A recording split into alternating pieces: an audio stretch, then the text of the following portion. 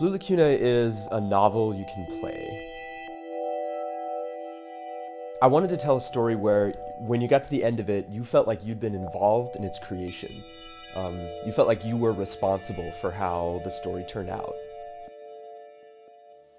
Interactive fiction is, by necessity, a genre that forefronts story and the written word. The visuals are all in your head.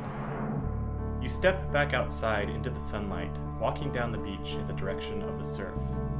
Morning sunlight beams over the top of the lava flow, warming the sand and the roof of the cabin in patches. Gleaming white sand stretches in a great arc around the lagoon. Interactive fiction's been around for more than 30 years now, and a common point of frustration is knowing what commands you can type.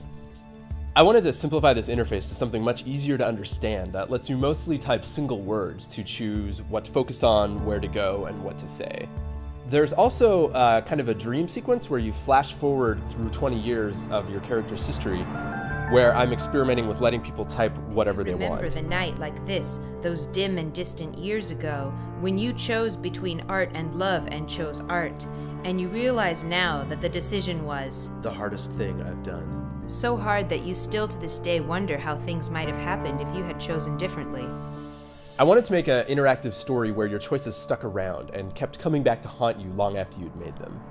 Part of that concept led to a design that's not about branching paths so much as a braided rope. There are a lot of scenes in the story that always happen but play out very differently depending on little things like the time of day, but also bigger things like how you've been treating the characters and which ones the story thinks are most important to you.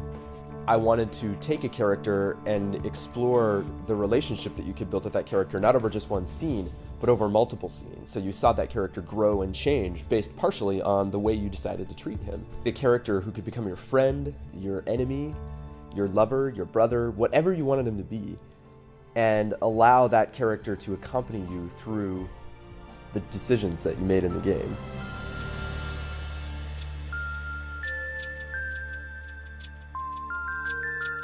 Ultimately, I think it's a story that can be meaningful to more people because it listens to you and it reacts to the things that you tell it.